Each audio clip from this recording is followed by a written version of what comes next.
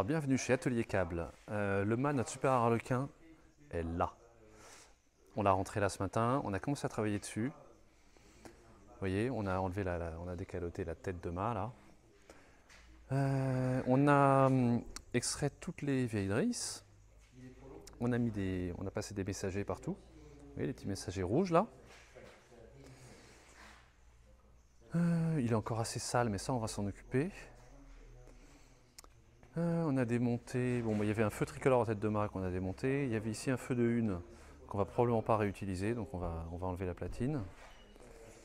Les barres de flèche, elles vont rester à poste parce qu'elles sont plus très démontables, mais elles sont assez costaudes. Hop, tiens, bah là il y a des gens au travail. Je vous présente Bernard Malaret. Alors là on prépare, Bernard, il prépare une découpe. Parce que sur le pied de mât, ils nous ont recommandé d'en couper un petit bout. On a de la corrosion ici. On est obligé de découper 1 cm à peu près de mât, en pied de mât. Voilà, donc ça c'est la prochaine opération.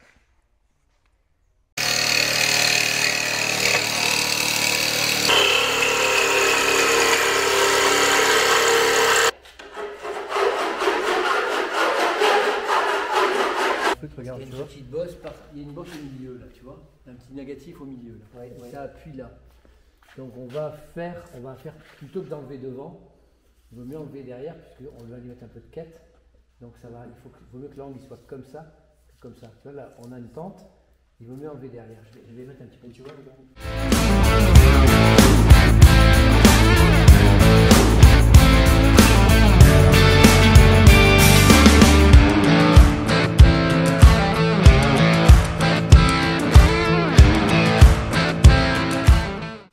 Donc là, je passe du gros forêt au petit.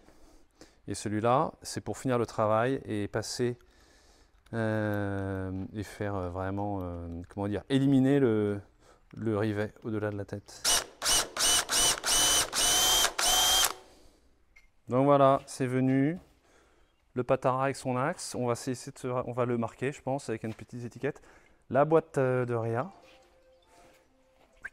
Les réas en question, donc là l'axe, et là il suffit d'enlever l'axe et les réas ils tombent.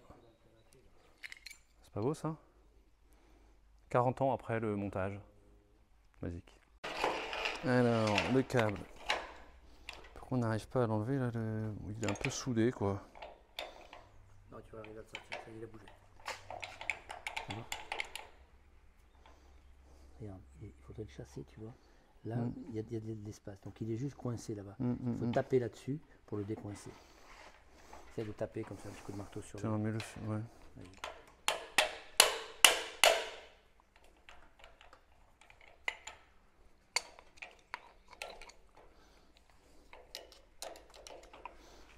Ah, tu vas casser le truc.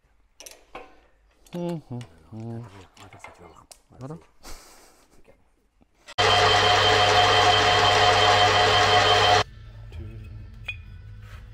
Ça c'est le réa que tu viens de tourner.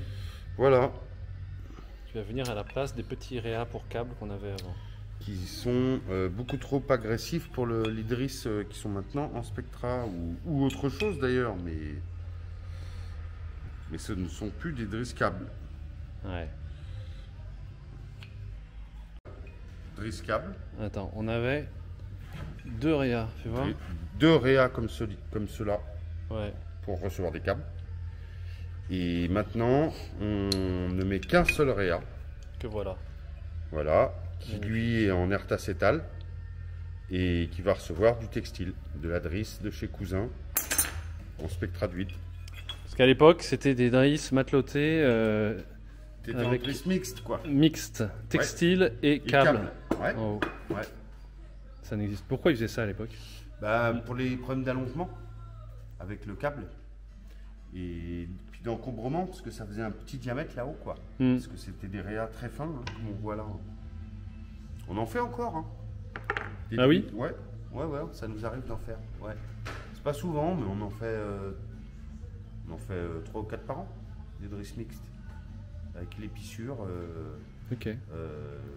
Cordage. Parce que les gens veulent pas toucher à leur réa justement Voilà. et tout ça. Ouais. Voilà, exactement. C'est la seule raison. Parce que sinon, techniquement, ça n'a pas de Il sens. n'y a plus de raison de le faire parce Non. que les drills aujourd'hui n'ont pas cet allongement. Voilà. Ok. Donc là, maintenant, on va usiner la gorge du second réa, celui de l'AGV. Ok, c'est parti.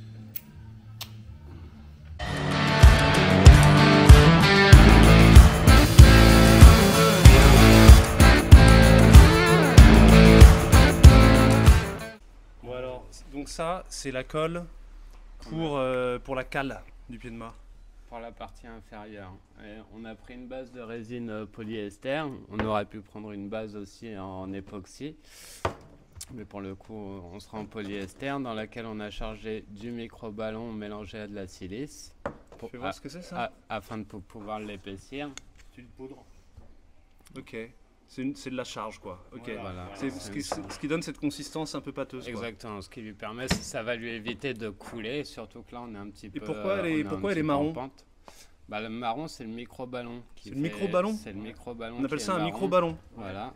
Et la silice, elle est blanche et c'est surtout elle qui donne un côté épaississant. Qui donne un côté et je précise, ça, je ne sais pas si on voit à l'image, que ça c'est une toute petite balance de cuisine. Voilà, c'est une petite balance de Très cuisine bien. qui fait son nom. Alors attends, ce que je voudrais... On fait notre cuisine. C'est ça, vous avez fait votre colle, fait votre cuisine. Et donc là, maintenant que tout est prêt à l'avant, tu vas ajouter le durcisseur et ce sera prêt à l'emploi. Donc on va être à 3% de durcisseur. Donc j'ai fait un mélange avec 150 grammes. Donc 3%, on va mettre 4 grammes, 4 grammes et demi, mais comme elle est au gramme près, on va en viser 5.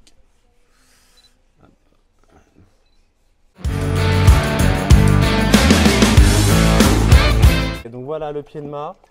Donc il y a un tissu que vous avez rajouté là les garçons pour aplanir, parce que il y avait un petit effondrement de ce côté-là, pour aplanir et puis renforcer le pied de mât. Et donc cette pièce que vous avez faite, magnifique pièce de bois, un massif qui va remplacer l'ancien, qui va venir à la place là. Mais là j'imagine que tu vas garnir de colle, faire un lit de colle Ça devrait être bon. pour le talon en question.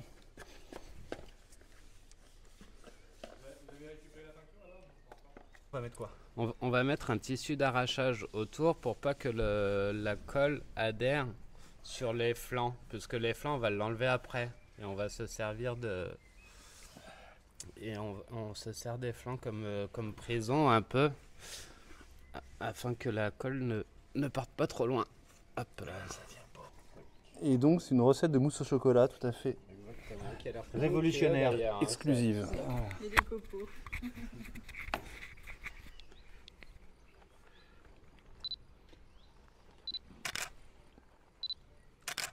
Ouais, mais c'est pas...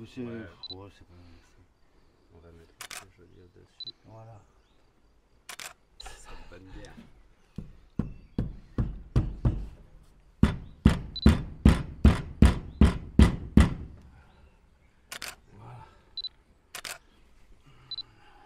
Non, il n'y a plus qu'à attendre à sécher et on vous dit à demain. Si vous le voulez bien.